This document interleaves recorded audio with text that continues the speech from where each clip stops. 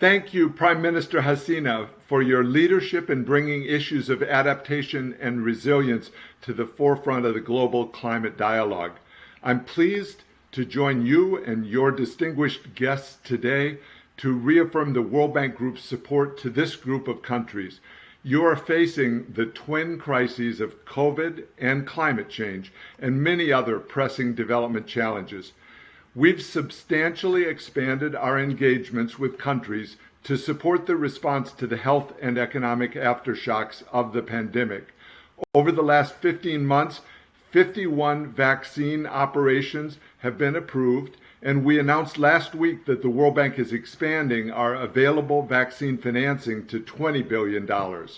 Under our newly launched Climate Change Action Plan, we're helping countries integrate their climate and development goals, expanding our climate financing, and focusing it on getting the most results.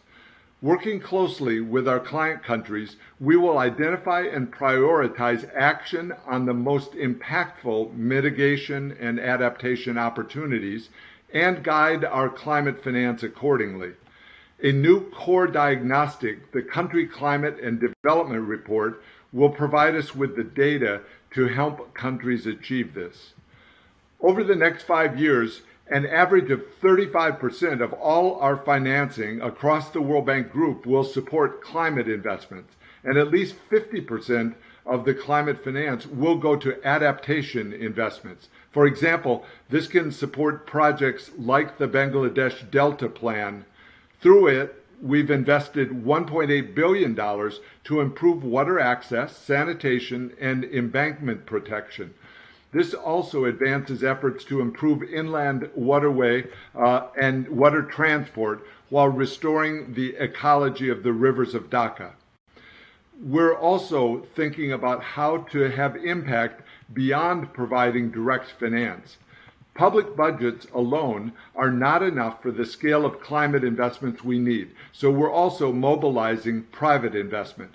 We're deploying concessional finance and political risk insurance to unlock private capital for impactful climate investments that would otherwise be too risky for some markets. We're also making it easier for the private sector to invest in the poorest countries. For example, IDA has a private sector window that draws in private capital to invest in higher risk projects, including for resilience building. At the same time, we're working with governments and investors to better understand and overcome roadblocks to encourage private sector investments in adaptation.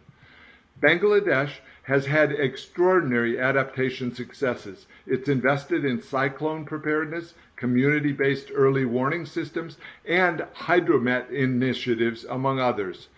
Let me also recognize the excellent work of all V20 countries represented here today, from the island and ocean states of the Pacific and the Caribbean to the landlocked nations of the Sahel and beyond.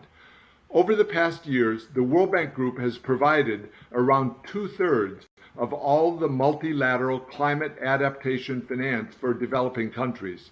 As you address the challenges of adaptation, we will do everything possible to support your efforts to build resilience and greater preparedness. On behalf of the World Bank Group, we look forward to working with you and learning from you as we tackle these crises together. And thank you very much.